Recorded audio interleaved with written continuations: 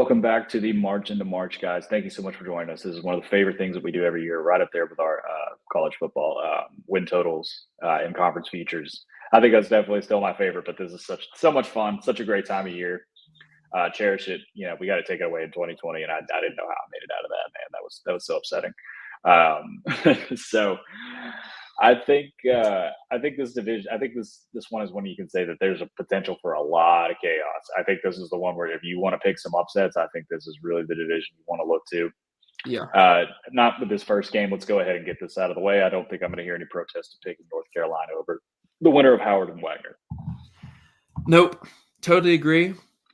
We'll have more to say on North Carolina later. I will say one thing real quick, which sucks that we just finished this other video, but there's some breaking news live on the pod. Kevin McCullough for Kansas is out for the NCAA tournament. Sanford, baby. Let's go. Huge news.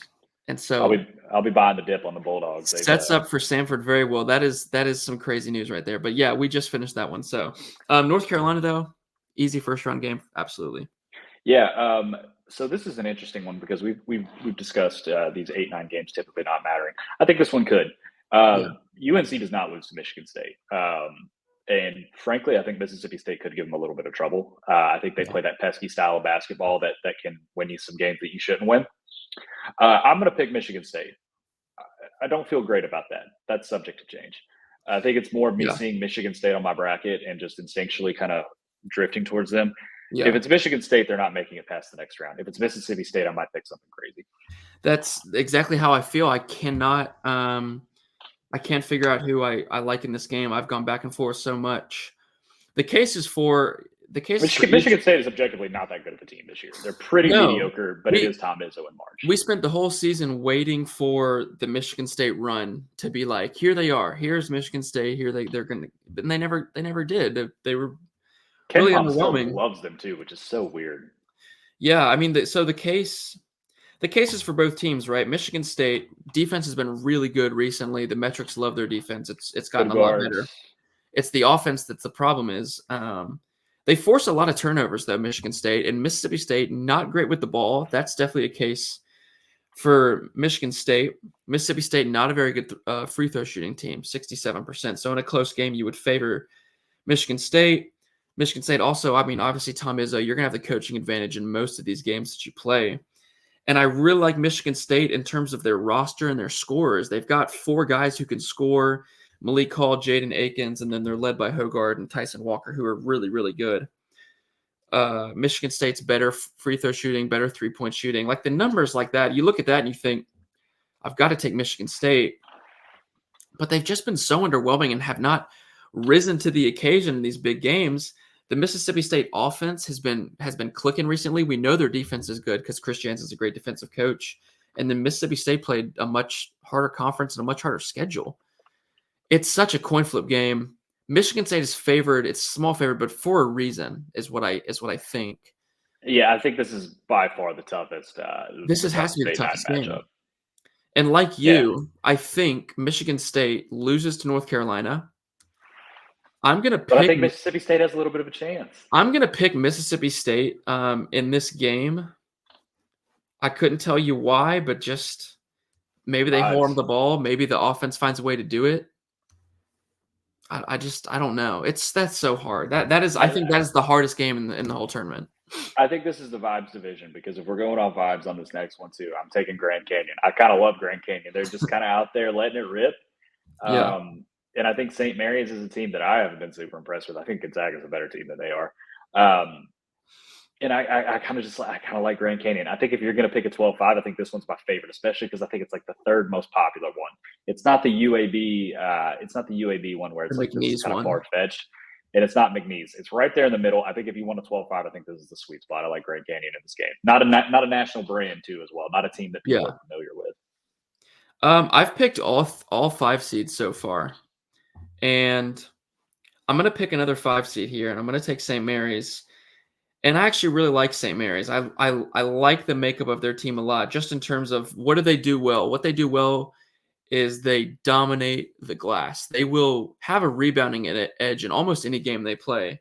They're great with offensive rebounding and defensive rebounding. Their big man, Mitchell Saxon, is really nice and really under the radar. They can shoot threes at a pretty decent rate, especially since February. They've gotten hot from three. They have good wins. They played some of the good Mountain West teams, and they beat them. Like I said we're talking about Gonzaga. The WCC, it's not great, but I think the top four, Santa Clara and San Francisco, and then these big two, are not too bad. And St. Mary's has some good wins against those teams. They've only lost one game since Christmas, and it was to Gonzaga. It's a team that's playing well and winning a lot of games. I like their guards a lot too. The bulk of their team, the top of their team is really good. Aiden Mahaney's good. Marcellonis is good. Dukas is good. Defensively, they're good enough that you can make a case for them. And Grand Canyon, I think, like you said, is a pretty popular pick. A lot of people are going to take them. They've got one guy who's really good, Tyon Grant Foster. TGF, yeah. Learn his name because he's going to be an NBA draft pick. He's legit. He's very good, and he's arguably the best player in the game. Really. Here's what I like about Grand Canyon though, is they push the pace, and that's kind of where you see the shortfalls with St. Mary's. They're also, I think they're in the top 5 nationally in generating free throws, and that's a big deal in March. Yeah. That's a big deal in March. Yeah. So that's why I like them as my 12-5. I'll take Grand Canyon. It's fine. We can agree to disagree. We aren't going to have the same bracket on everything. Yeah. But I think that's a compelling matchup. I think it's going to be a better game that maybe people aren't expecting unless they're just blindly doing the 12-5 thing. Yeah. I think Grand Canyon can definitely give them a game, especially at, a 200 money line. One of my favorite games of the first round. I think it'll be a great game to watch. Yeah, definitely. One that I think is a trendy upset pick that I do not think is going to happen, unfortunately, is Charleston over Alabama, the third team of the 4. The problem is that Alabama and Charleston do a lot of things very similarly. They're a very similar style of team, and Alabama just does those things a lot better. And typically that's not a recipe to win in March. Yeah, people like Vermont, and we'll get to Colgate as well. People are used to seeing this team in the tournament. Colgate's there every year, yeah. Mid-major powerhouse, and the truth is they're just playing in weak conferences who they don't get much competition. Trust me, I won Charleston over Virginia. Well, not Virginia. Charleston over San Diego State last year. San Diego State last year, yeah, because that was Virginia. I had Virginia losing to Furman too, and Furman actually did win that game. Yeah, no, I do like Alabama a lot. Alabama, great free throw shooting team, important in the tournament. Their losses are all really good. They played such a hard schedule in the SEC. I think it's just a case of Charleston beating up a lot of weak teams in a weak conference, and also Charleston horrible defending the rim, which is key because Alabama, we know, will shoot a lot of threes or they're getting layups. They're going to the rim. I think Alabama, I think Alabama's -9 or 9.5. I would take Alabama to cover that. I think they blow it open. Yeah, this is one that's getting a lot of traction, and I think it's going to be one that's going to be a trendy pick that does not come true. A trendy pick that I do think is going to come true, though. Let's talk about New Mexico, man. Come on. Let's talk about New Mexico. They draw a perfect team, and who I do not believe in at all in Clemson in round 1. I love this team. I think they're maybe the best guard play in the entire tourney. They're pretty well rounded offensively and defensively. If you look at those metrics that you need to meet to be a Final Four team, New Mexico actually fits in there. Barely. They barely fit in there, but they meet the offensive and defensive requirements under Ken Pom. Yeah, they haven't played the toughest schedule in the world. Yeah, they might have got left out, but that's what I kind of like about them is that they had. You can hear the storyline now. Oh, if they didn't win the Mountain West, they weren't even going to get in this thing. And I think they have the chops to make a really deep run. And by really deep run, I mean really deep. But I think it starts here with Clemson. I think they beat Clemson outright. I've been talking about some 11-6 matchups. This one might be my favorite. This is another great game and another really tough one to pick that I've gone back and forth on a little bit. You touched on New Mexico's guards. They are legit. Donovan Dent is a great player. Jamal Mashburn Jr. is a great player. And Jalen House is their guy that leads them. All of those guys are 14 points or more. I mean, they can all score. And what is March about? March is about guard play and putting the ball in the bucket. They can do that. They also just beat San Diego State in the conference tournament championship without Donovan Dent, which is kind of important that they played so well without him because, like I said, those guys are all important to them. I will take New Mexico as well. They're a favorite in this game, by the way. That should also be known. They're not enough. They are a favorite. Clemson is the upset. The 6th seed is the upset here. I'm not going to take Clemson. I like your case for New Mexico as well. And Bart Torvik says the last calendar month, New Mexico is one of the 30 best teams in the country. Clemson's at 53. Clemson's had a lot of bad losses too. I liked him in the ACC tournament, which I would have done that again. But they've got some bad losses, and like you said, New Mexico's got a case here. I think the resume and their roster is built for a deep run. The important stat here since January 1st, quad 1 and quad 2 games. New Mexico's 8-6. Clemson is 5-9. just not very impressive. And the Clemson loss to Boston College in the ACC tourney was really kind of disgusting. So I like New Mexico. I'll take the Lobos too. Yeah. Stout rim defense too. Very surprising. That's something you really wouldn't expect out of a team like this. Nelly Jr. Joseph is his name. Remember his name from Iona. Yes. I think if you want your Florida Atlantic this year, I think this is your Florida Atlantic this year. So moving on, Baylor against Colgate. Colgate, I think, has made the tournament, not counting 2023, 4 or 5 years in a row, and they have not won a game yet. Yeah. I expect that to continue. I'm sorry you drew Baylor. Baylor has some fantastic guard play. Wouldn't be too surprised if Baylor made this one pretty ugly. Yeah. Maybe next year Colgate. That's all I got for you. I think Baylor's going to control this game. Yeah, weak conference, weak competition. Baylor, don't totally trust them fully yet in terms of kind of their turnover issues and some of the defense, but I think they blow the doors off Colgate here. I would lay the spread, lay the points with Baylor. Feels right. Baylor big. Yeah, let's go with another trendy pick, which, once again, if you're picking these trendy upsets, here you go. 10 seed Nevada over Dayton, which this might be a pick, and this may not even be an upset in the biblical sense. I think Nevada might be favored at this point. I love that Nebraska runs that jumbo lineup that they have. I think that could give Dayton a lot of problems. I haven't been really impressed with Dayton this year. Give me the Lobos, the Wolfpack. The Wolfpack. Yeah, Dayton was good in a week A10.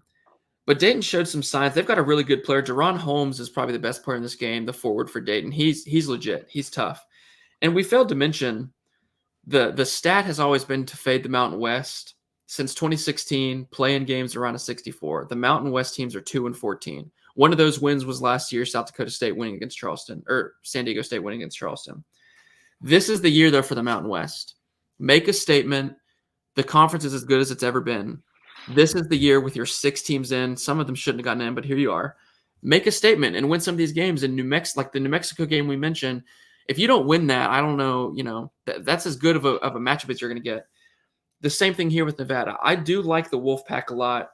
They played in the harder conference. They played the harder competition. They've got much better wins. They are, I think, top 10 in the NCAA in free throw attempts, so they will get to the free throw line, which is important. Both teams shoot the 3 well. Dayton shoots it really well. Nevada's a very poor defensive 3-point team, though. That was something I saw today, and on the grid, they do not defend the 3 very well. That's the problem. That's the worry. That's the one worry that I have is Dayton just getting hot and shooting a lot of 3s. But I think Nevada has the length and size to kind of throw Dayton off. Nevada's kind of a lanky team. If Dayton gets hot, and we got to live with that. But I like the Nevada roster. They're led by guards. Jared Lucas was at Oregon State when they made their run. Keenan Blackshear is really good. Both of those guys are guards who can score, who lead the team. They've got a lot of players who will play. Nevada will play 8 or 9 players, which, like I've said, is important.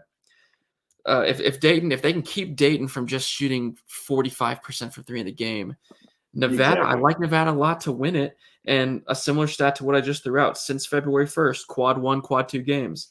Nevada's 5-2, Dayton is 2-4. Dayton has played some hard competition, haven't really lived up to it. And I like the Wolfpack. Yep. I'm glad we're aligned on here. We got a couple upsets mixed in here because we were feeling very chalky at first. So let's go back to the top of the bracket. North Carolina, man, there's something about them that I just don't. That is not. I raise an eyebrow at them, and it's not anything that they've done on the court. Because I've watched them kill Duke both times. There's just something about them that makes me not trust them. I feel like there's a banana peel on this way that they're walking, and they're going to slip on this banana peel somewhere. I don't know where it's going to be particularly, but there's just something about them that I'm not really trusting right now. I think they're probably going to be a short favorite regardless of who they play from Mississippi State, Michigan State. So the second round game can be close. I think you have Michigan State. I had Mississippi State, which are, again, I couldn't decide. It's a coin flip game for me. I have Mississippi State. I think Mississippi State beats North Carolina.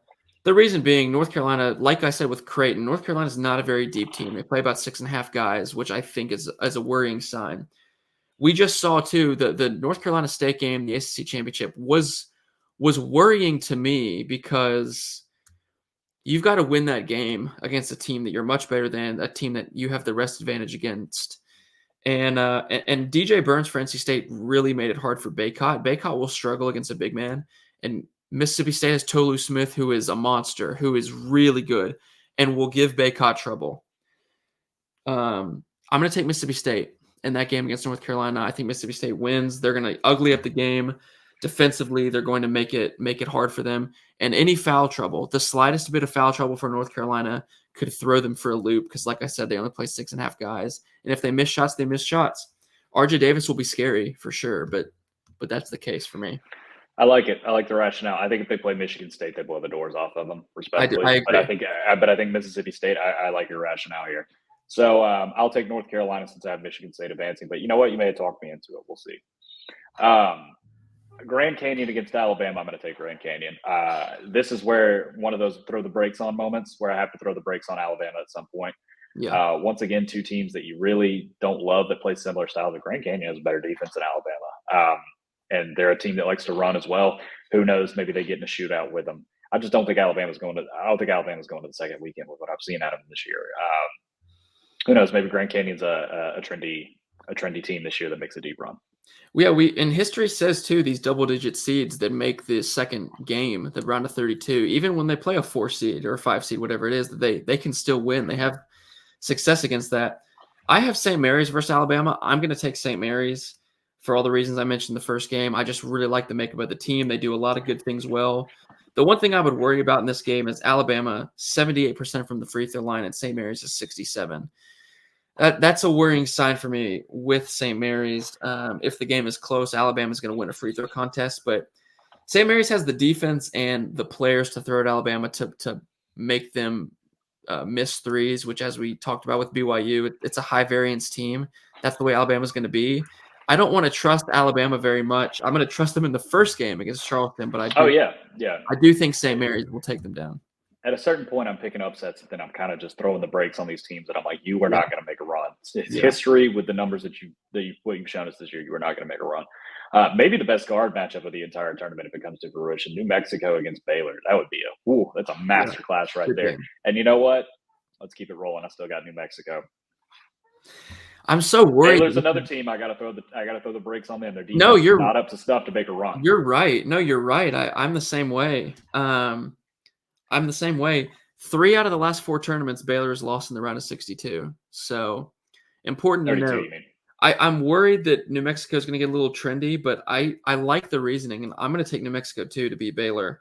Once the guards get hot, I think they can do it. Also, Baylor, Yves Missy is their big man. I have thought he's been awful the whole year.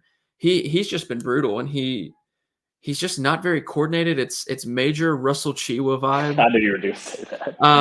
Just doesn't do a lot of things right. Like Nelly Jr. Joseph for New Mexico legit might be the best big man in that game. And like we said, the guards can hang. Also, no one's talking about it, but is Scott Drew 1 foot out the door maybe? Louisville's calling. UCLA's calling. Could be something interesting there. I'm going to take New Mexico over Baylor too. Yeah, no, I don't think it's too far fetched to say we've got New Mexico basketball in the Sweet 16, and potentially even further than that. Arizona, Nevada. I'm going to take Arizona. I think when you get to a talent discrepancy like this, that that 3-point defense number for Nevada really gets kind of ugly. I can't put them over Arizona for that reason, so I'm going to take Arizona.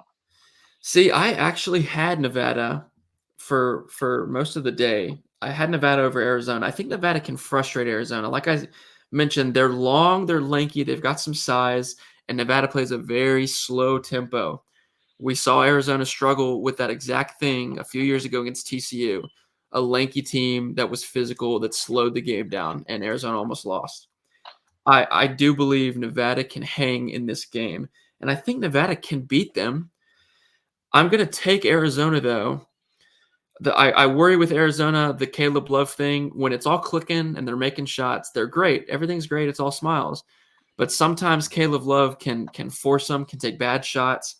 This is a game where I could see it getting really frustrating for Arizona offensively. If the game is slow and Caleb Love's like, well, I got to get my shots, close game kind of thing, Nevada can absolutely hang. I'm going to pick Arizona. So if Arizona wins, I'm right. But if Nevada beats Arizona, I also called it. So I'm right either way. But I'm going to take Arizona. Got to play Beat both Nevada in sides. a close game.